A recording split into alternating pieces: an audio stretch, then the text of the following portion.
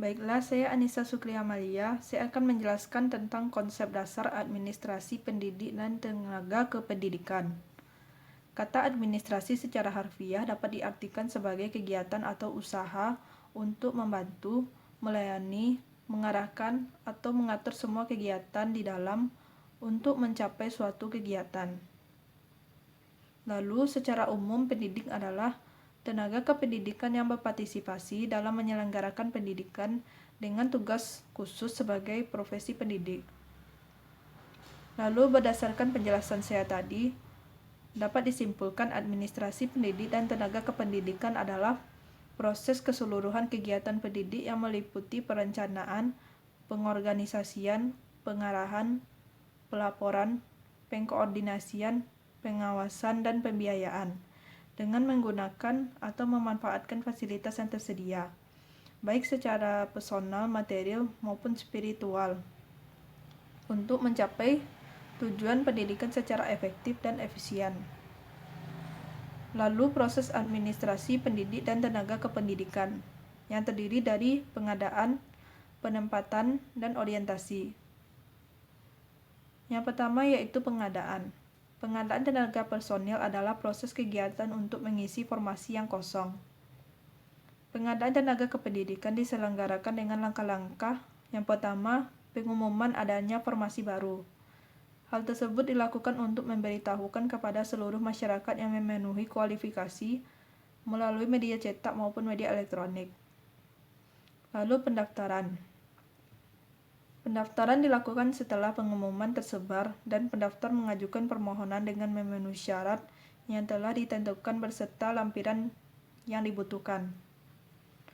Lalu seleksi atau penyaringan yang terdiri dari penyaringan administratif, lalu ujian atau tes, lalu pemeriksaan medis atau kesehatan calon yang berakhir dengan pengumuman. Yang kedua yaitu penempatan. Penempatan merupakan tindakan pengaturan atas seseorang untuk menempati suatu posisi atau jabatan.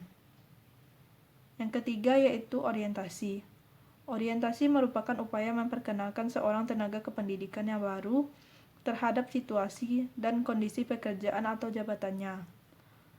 Orientasi bertujuan untuk mempercepat masa adaptasi sehingga tenaga kependidikan baru dapat bekerja lebih cepat dan lebih baik.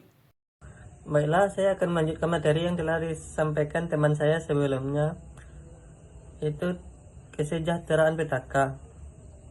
Yang pertama, gaji. Gaji adalah hak yang diterima guru atau dosen atas pekerjaan atas penyelenggaraan pendidikan dalam bentuk finansial secara berkala. Yang kedua, tunjangan. Tunjangan profesi diberikan kepada guru yang telah memiliki sertifikasi pendidik yang diangkat oleh penyelenggaraan pendidikan dari satuan pendidikan yang diselenggarakan oleh masyarakat. Yang ketiga adalah penghargaan. Pemerintah memberikan penghargaan di institusi pendidikan terhadap guru, dosen, kepala sekolah, dan seluruh tenaga pendidik yang berpartisipasi. Yang keempat, cuti PTK. Jenis-jenis cuti. Yang pertama, cuti tahunan. Hak PNS atau CPNS yang telah bekerja secara terus-menerus selama 1 tahun. Yang kedua, cuti besar, yaitu adalah hak PNS yang telah bekerja paling kurang 6 bulan secara terus-menerus. Yang ketiga, cuti sakit,